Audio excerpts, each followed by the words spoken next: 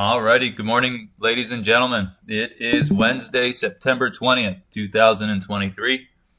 So quick heads up, we have our weekly webinar today, so please gather some questions so we can talk about that at the end of the trading day. And let's go ahead and jump into a review for yesterday. So if you recall, we started our broadcast yesterday and said that more than likely we expected the market to continue to push lower, right? So that was the basic bias coming into the open. We had some levels of support down below that I told you very well could act as, an area where we would see the bulls try to come back in. But overall, we were expecting the market to sell off.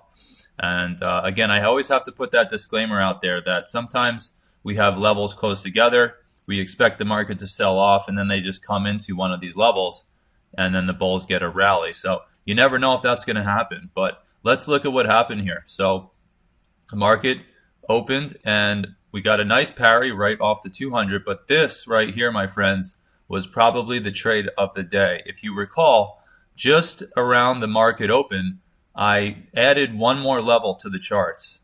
And I think it was in the chat here, if I could pull up the chat.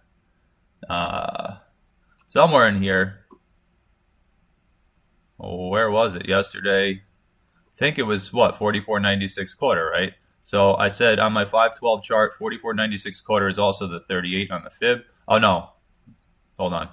If you guys notice, I added 44.96 quarter as a resistance area, and then Kevin so astutely mentioned that it's also the 38 of the fib down, right? So if you were to measure, I believe it was the overnight leg from the high of the overnight session all the way down.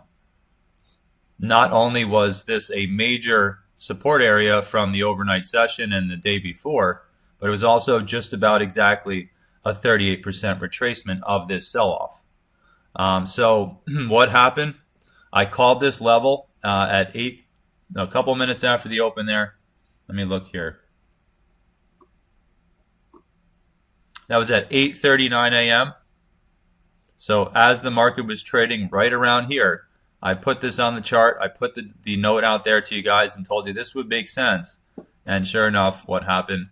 We touched it to the tick, and then that was the beginning of the bearish sell-off, right? So we were bears yesterday, and our first expected resistance zone got hit and then rejected. And if you didn't catch the rejection off of our expected resistance level, you had an opportunity right off the 200 on two tests where you would have taken on, again, just one tick of heat maybe, and no ticks of heat on that second one.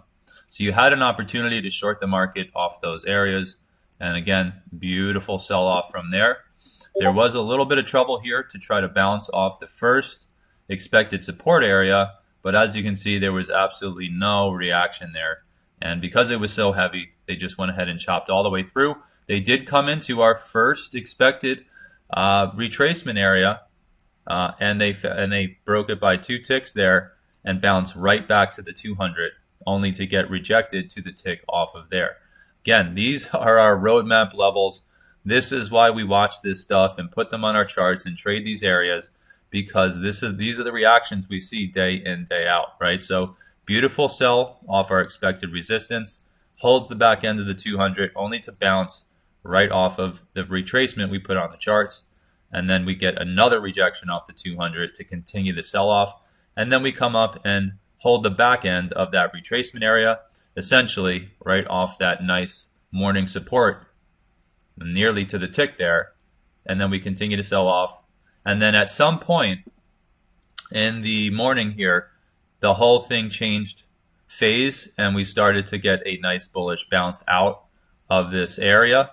Unfortunately, if you were holding on to, say, some type of option or something, expecting the market to sell off, it came all the way freaking back at the end of the day. And this is what makes trading so hard, is that you can have a bias, you can have signals and everything lining up, and even fundamentals telling you the market should go one way or the other.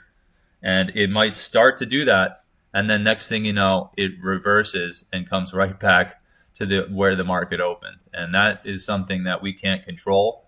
But again, beautiful opportunities all morning to go ahead and short the market off the very levels that we rely on. And then finally, at some point, unfortunately, we didn't get a rotation directly off any of our levels. It was actually kind of just in the middle of nowhere here in terms of the levels we look at. And then it just started to rip higher, right? So at the end of the day, you got your beautiful parry right off the VWAP there for this just about 12, 13 point bounce. And then the market closed essentially right where it opened. Let me see. Yeah, so the market opened right here. We got our sell-off that we expected. Midway through the day, the bulls came back in, and then we closed nearly identically where we opened, right? So that's how things crumble sometimes. And now here we are coming into the open, and we've got a nice hold off 50% of the day before to come up and attempt to push higher, and that's what we're doing right now. And again, here's a beautiful example.